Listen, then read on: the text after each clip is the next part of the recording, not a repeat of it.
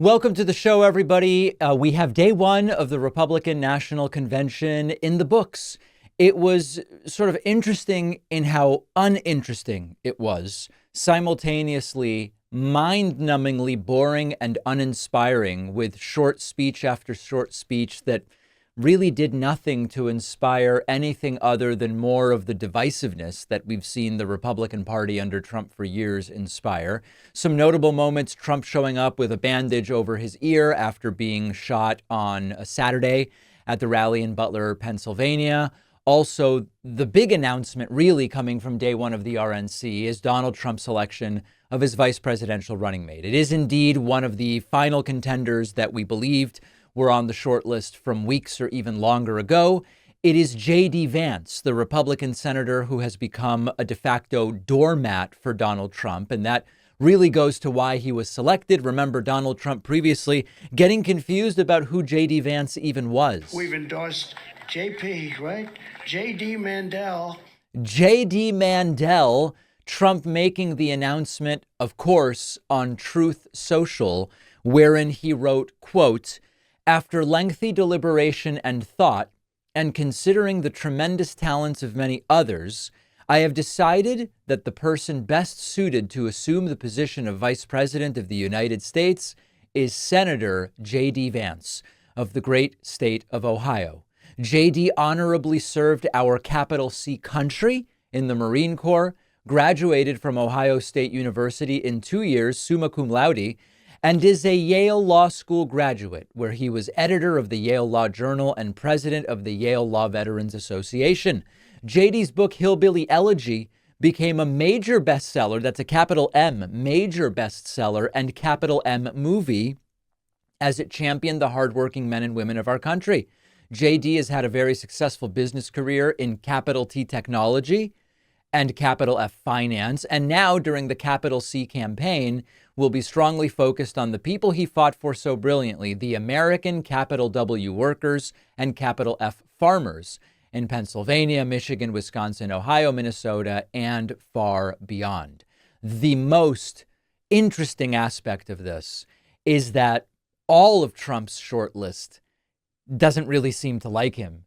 And JD Vance acutely seems to hate Donald Trump. I do want to remind you, here is JD Vance previously explaining why Trump is not a good candidate and showing that JD actually perfectly understands what it is Trump does, and he doesn't like it. So my fear is, I think Donald Trump is not the right candidate for this group of voters. I think that this selection is really having a negative effect, especially on the white working class, right? Because I think a lot of these grievances are legitimate, but what it's doing is it's giving people an excuse to point the finger at someone else. It's point the finger at Mexican immigrants or Chinese trade or... This is an 100% accurate analysis of what Trump does. The Democratic elites or whatever else. And sometimes these villains are legitimate. I think it's totally fair to say that the policy elites of the Democratic Party haven't been totally concerned about the white working class.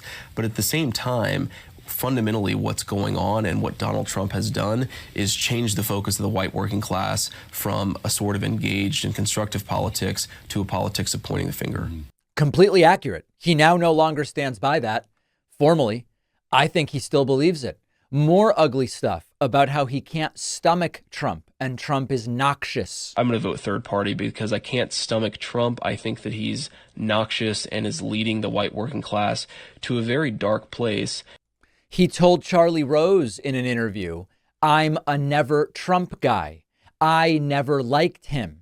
Vance tweeted in 2016, "My God, what an idiot," referring to Trump.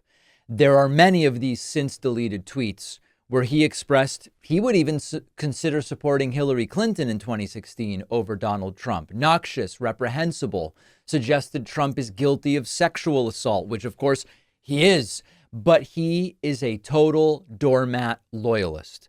So on the question of what does JD Vance really believe now, I continue to be extraordinarily skeptical of these political 180s. I don't really buy that Dave Rubin, around 40 years of age, did a complete and total political 180.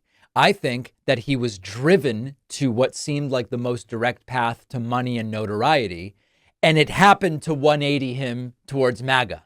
But I don't believe for a second that those political views really changed in that way.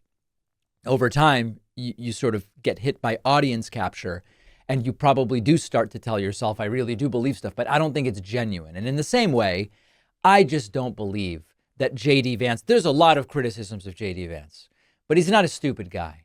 He's not going to mistakenly believe everything he said about Trump in 2016. And then now all of a sudden, Trump's a hero and Trump's a savior and Trump's fantastic. What this is opportunism on both sides. Vance pivots from Trump could be America's Hitler to yes, sir. Yes, sir. Of course. Yes, sir. That's Vance's cynical move. Calling him an idiot, calling him noxious, all of it.